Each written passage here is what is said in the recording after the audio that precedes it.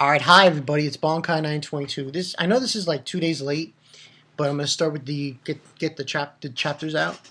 Um, One Piece. I'm gonna do One Piece first because One Piece had a lot of stuff. Oh boy! And this was like the first time I was reading the chapter. I read it on the manga stream. This one, I'm gonna just come out and say it. This one was better than Bleach. I'm sorry. Um, had a lot more information, if anything, and a lot of shocking reveals here and there. But I'm not going to go over everything, just like word for word. No. I'm just going to be basically doing it in parts. I'm basically doing what I thought about those parts. Now, the beginning part of this chapter, the first part I want to talk about is the underground lair. The reveal of two things. One, the guy Ricky, the swordsman Ricky Gladiator, his reveal. Okay, you had his reveal. Then you had the reveal of the actual turning somebody into a toy. Now, Nostradamus had this crazy notion. It was Senor Pink. Can't really tell because, in the beginning part we have, everyone's there and they're like, hey, what's going on, and everything. And that's when we get the swordsman gladiator Ricky, and he takes off his mask and it's King Riku, and one guy is like, oh, Your Majesty, and a few people, Elizabeth, Elizabeth with one punch, he's saying, congratulate, thanks to him for what he did with his country and everything, and then we have I am the Eggman, saying a few words, kind of disrespecting him there when he was saying it to King Riku. But anyway, that's pretty much what happened there. And, one of his people who followed him saying, oh, it was nothing compared to what you did, Your Majesty, King Riku, what you had to do. And we see, and I'll probably just not show you guys, but just look over it. The beginning part, we see a few things going on. Apparently what ends on happening is,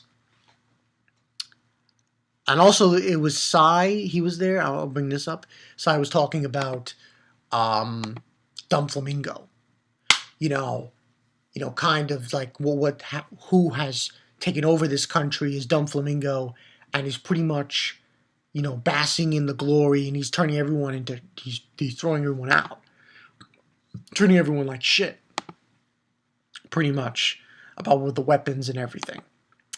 And then we have and we see King Riku saying, stop fighting and everything, and all of a sudden, out of nowhere, the toys in that underground area start moving, and they kneel. And I was like, wow. That was a pretty crazy part, I thought, in this chapter, because it made you realize, holy shit, all these toys. This is pretty much the kicker.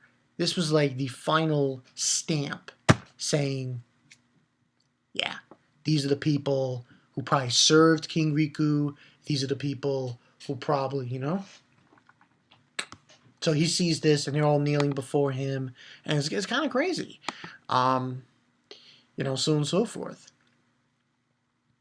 And then we see the fisherman guy saying, if there's a bit, there's a pit this big, maybe there's other secrets hidden here. Understood. Continue your due diligence. And out of nowhere, this is when we get the other reveal. Okay, this happened so quick. Like, I was like, huh? All you see on the right side of the page, of the panel, with this goop just coming down. And it goes down, and it grabs Sai and brings him up.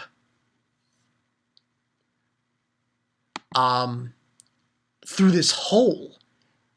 And then we see this guy. Now, listen, to Nostradamus, I don't know if it's Senor Pink, but I'm not betting it's Senor Pink.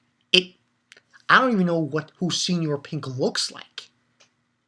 So, yeah, I have no idea. So it doesn't look like Senor Pink. It kind of looks like him. He looks droopy. It looks like he's made out of liquid, literally. His hair looks like liquid. He's got snot coming out of his nose and shit. He looks weird looking. And this guy's basically, and he doesn't, actually, now I look at him again, he looks nothing like Senor Pink. And I don't even know what Senor Pink looks like. But I'm just saying it right now, I don't think this guy's Senor Pink. I think this is somebody totally different by the way of looks. And he's got like Spanish and stuff, and he's telling the guy, he's giving orders to the toy that was just created inside to don't harm humans and everything, and go to the factory and blah blah blah. Orders the family, and he's like saying, "What just happened to me?" And so on and so forth. He's like freaking out. Then we have a short little thing with Luffy and the gang and the guys that were in the prison cell, and the ones who got hurt, and he's like saying, they're talking about Dressrosa and how the full view of Dressrosa is all the pretty people who celebrate everything, and on the underbelly is the shadows, is the trash, the wasteful trash, the people who are considered garbage. And Luffy's thinking about this, and he's thinking about his past. He's thinking about when he was with Ace.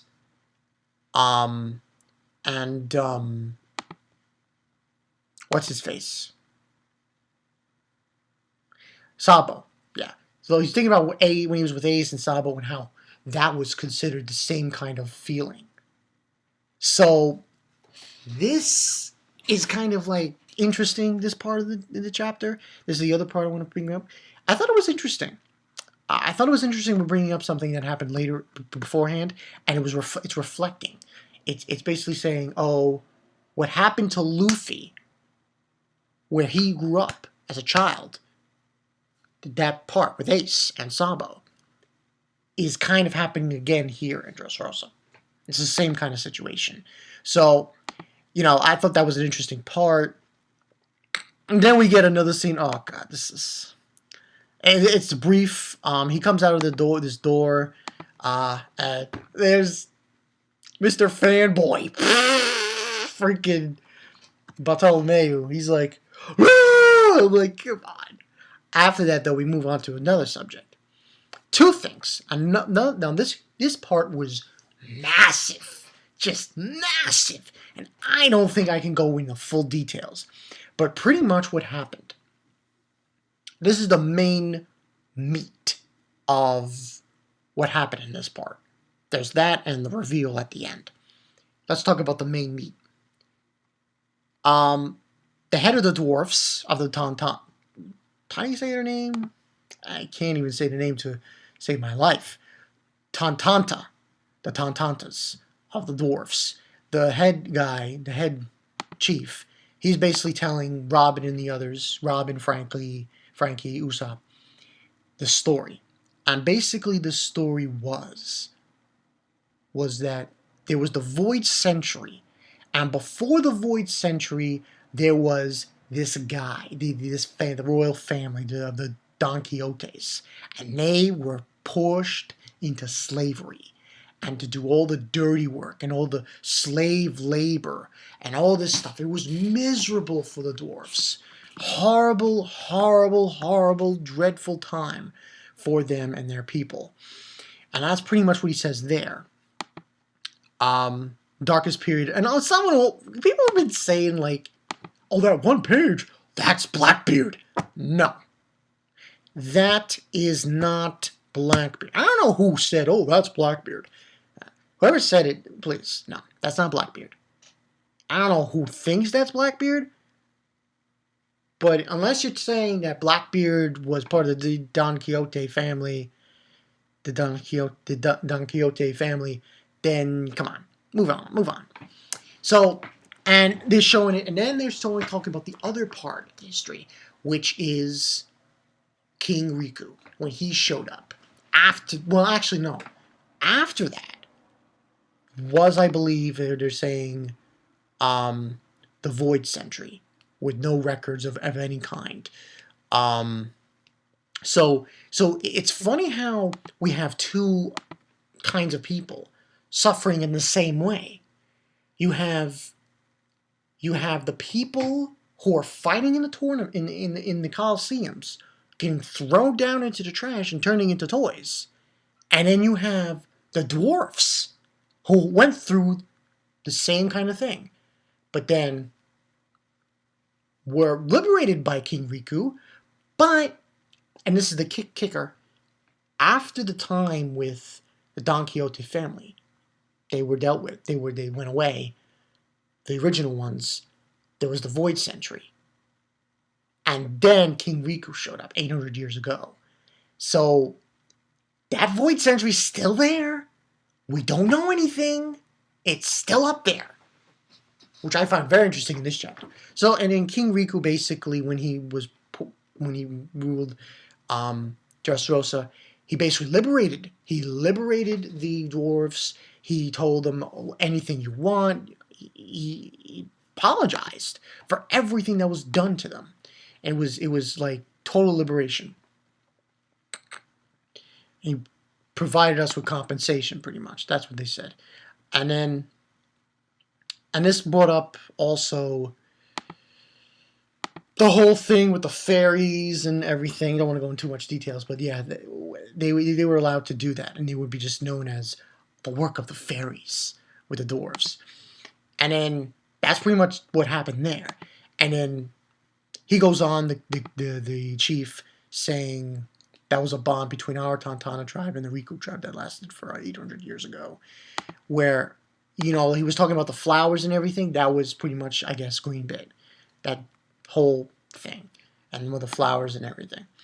And then he brings up the return of Don Flamingo, who was a direct heir from the Don Quixote family. He's trying to put things back where they are. He calls my daughter, blah, blah, blah. You know the story. And 500 of comrades fallen victim to him. And soldiers there, and he's like saying, how that's, he's no short of ominous, Don Flamingo.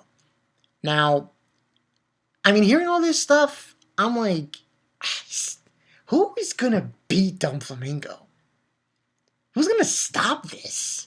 And then the last part, which I'm going to bring up right now, was the king. And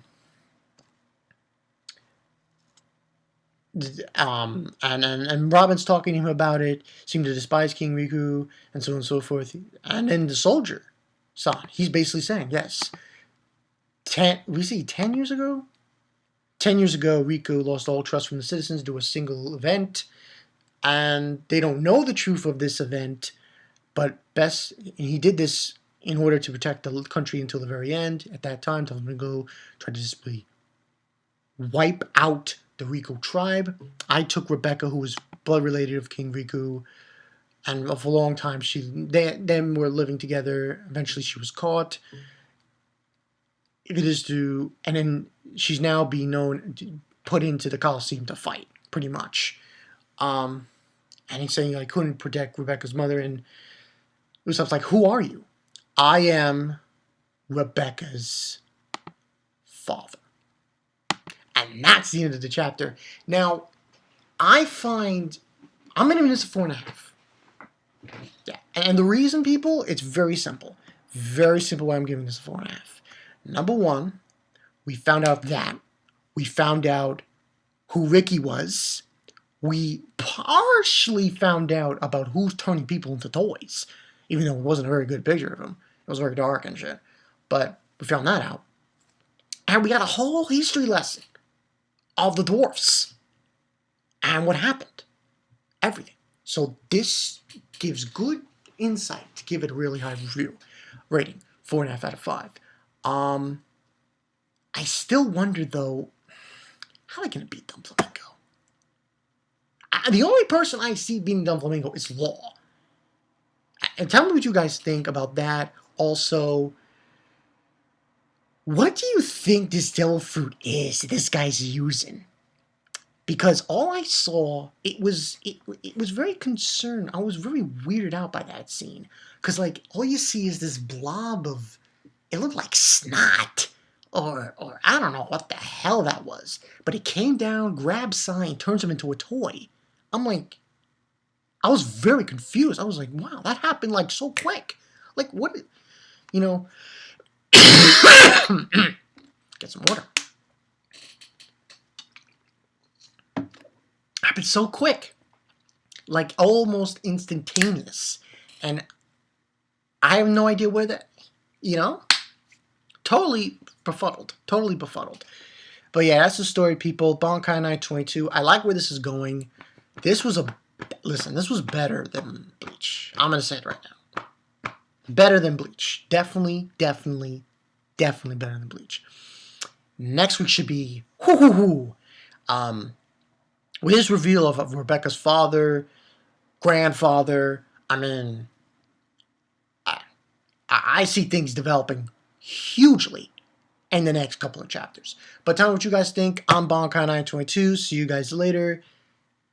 Should I call that the snot no me? Because that's what it looked like. It looked like snot. I was like, what? What is this? Crazy. I'll see you guys later. Peace.